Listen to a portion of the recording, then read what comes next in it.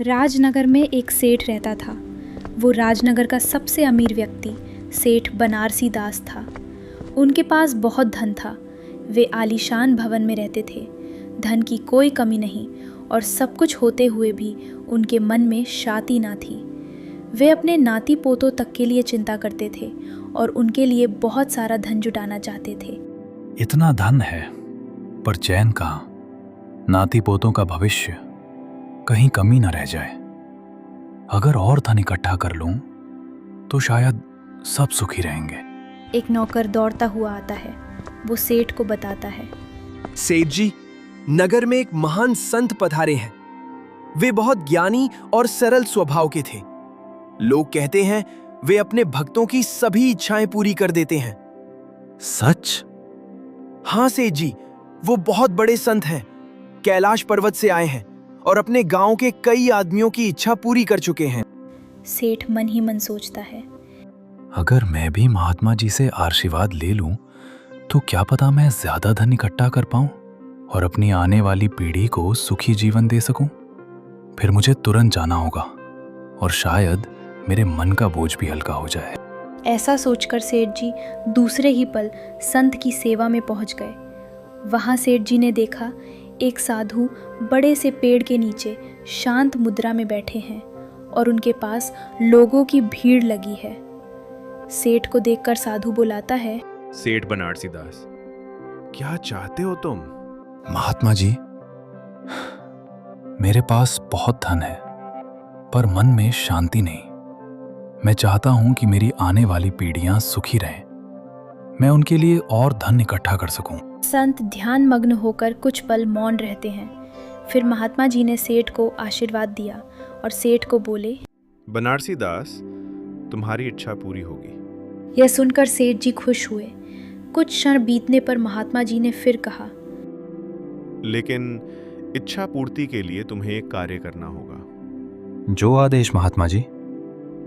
तुम्हारे पड़ोस में एक गरीब परिवार रहता है। आज ही जाकर उन्हें भोजन दे आओ। वहां जाकर तुम्हारे मन को शांति भी मिलेगी और तुम्हारी आने वाली पीढ़ियों के लिए तुम्हारी जो चिंता है वो भी दूर हो जाएगी। सेठ चौंकते हैं। उनके लिए ये असामान्य कार्य है। फिर सेठ कहता है, जी महात्मा जी, जैसा आप कहें, मैं आज ही खाना दे आऊंगा। सेठ बनारसी दास आज्ञानुसार तत्काल अपने निर्धन पड़ोसी के घर हाथ में खाना लेकर देने के लिए चल पड़ते हैं। वहां जाकर सेठ जी देखते हैं कि उनका एक टूटा फूटा घर था। अंदर एक माँ चूल्हे पर खाना बना रही है और उसकी बेटी घर के और काम में लगी हुई है। दोनों शांत, सरल और संतोष से भरी हैं। सेठ दरवाजे पर हाथ में खाना लिए खड़ा है। उन्होंने देखा कि इस परिवार में माँ और उसकी एक बेटी दोनों काम में लगी थीं और उन्होंने सेठ की ओर विशेष ध्यान नहीं दिया। कुछ देर तक प्रतीक्षा करने के बाद सेठ ने माँ बेटी से कहा, माँ, मैं आपके लिए भोजन लाया हूँ, कृपया इसे स्वीकार कीजिए। बेटा, आज का भोजन मेरे पास है, इसलिए मुझे इसकी ज़रूरत नहीं। तुम ये भोजन किसी और ज़रूरतमंद को दे दो बेटा। सेठ हैरान रह जाता है कि इतनी गरीबी में भी इन्होंने खाना लेने से इनकार कर दिया। माँ, भोजन की आवश्यकता तो रोज होती है, इसे कल के लिए रख लीजिए। बेटा, कल की चिंता क्यों? कल का भोजन भगवान देगा। वह कभी किसी को भूखा नहीं छोड़ता। इसलिए आज मुझे इसकी ज़रूरत नहीं है। तुम ये भोजन किसी और ज़रूरतमंद को दे दो बेटा।